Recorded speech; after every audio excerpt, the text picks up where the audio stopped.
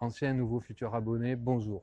Alors ça fait une éternité que je ne suis pas venu faire des vidéos dédiées à la M365. Alors je me suis dit, pourquoi pas relancer la chose en faisant une vidéo sur la M365 Pro, que voilà. Donc cette vidéo sera essentiellement sur la présentation, voir les petites différences, les choses en plus, les choses en moins. Et ensuite, il y aura une autre vidéo sur tout ce qui est les tests, les performances.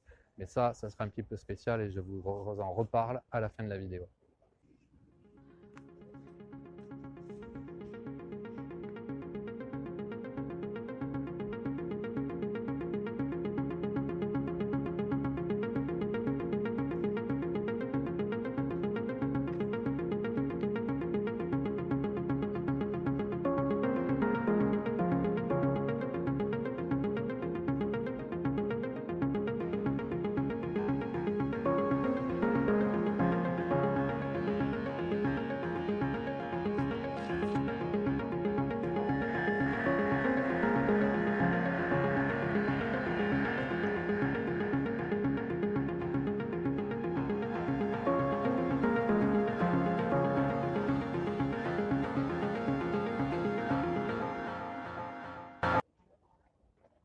Donc comme vous avez pu le voir, il y a beaucoup de ressemblances et quelques petites différences qui sont, on va commencer par les petites caractéristiques techniques, on va dire.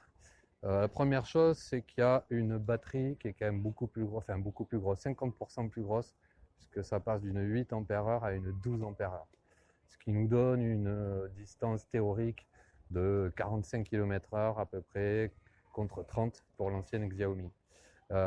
Ensuite, le truc évident aussi, c'est qu'il y a un compteur qu'on voit qui permet d'avoir 3 modes, le mode éco, normal et le mode sport, et le frein qui est un peu plus petit qu'avant. C'est les principales en fait caractéristiques qui a changé, et on va venir voir d'un peu plus près les autres petits détails. Donc comme on peut le voir, comme je le disais, on se retrouve avec un écran. Donc avec là, on voit bien quand on est en mode éco, 2 points, on passe au mode normal et on passe au mode sport. Alors je l'ai essayé au mode sport, on est à 26-27 km/h. On sent nettement qu'elle est plus puissante. Donc elle a un firmware stock de 1.5.5. J'ai vu qu'il y avait la version 1.6.0. Je ne l'ai pas mis à jour encore. Mais voilà, ça, on reviendra dessus quand on fera les tests. On voit aussi qu'au niveau de la différence, il y a le petit truc rouge au niveau de l'accélérateur, pourquoi pas. Les poignées sont beaucoup plus gris foncé par rapport aux anciennes poignées de la M365. On a aussi une sonnette qui est noire avec un petit ressort là qui donne, et du coup ça marche plutôt bien. Donc au niveau des roues, on voit qu'il y a un cercle rouge qui est pas mal du tout, mais c'est pas la seule différence. Vous pouvez voir que là, il y a écrit 300 watts, alors qu'il y a 250 normalement sur les M365 normales. Le moteur est donc un petit peu différent et à mon sens un petit peu plus puissant. Comme vous pouvez voir, le deck est lui aussi d'un gris plus foncé, ce qui est pas mal du tout, ça donne pas mal du tout. Et c'est dur à se rendre compte là, mais elle est un peu plus grande, de peut-être 5 à 10 cm au maximum par rapport à l'autre, mais ça se sent nettement au niveau du deck, on sent qu'on a un petit peu de place. Hein, pour les choses qui n'ont pas vraiment changé, on a toujours le lock, hein, qui est exactement le même, sans aucune modification. Même système de freinage. On se retrouve aussi ici avec les nouvelles vis. Donc pour mettre les axes renforcés, ça posera un petit problème, mais je vous expliquerai comment faire. Et ensuite, on va se diriger vers le frein, où on voit qu'il est... On voit pas, honnêtement, là comme ça on va pas voir qu'il est énormément différent. Je parle de l'étrier, mais les plaquettes sont un peu plus petites. Et on voit que le disque, savoir s'il est mieux Il m'a l'air un petit peu plus épais, mais ça a confirmé. Mais en tout cas, il a un design un peu différent avec Eric. Dernière petite chose qui paraît peut-être ridicule, mais qui est pas mal du tout, c'est le petit clapet pour la batterie qui est maintenant aimanté. Donc en fait, voilà, on galère plus, on le repose, ça se repositionne comme ça sans aucun problème. Donc voilà, c'était un petit tour assez rapide mais complet des des différences et des choses qui sont restées les mêmes sur la M365 Pro.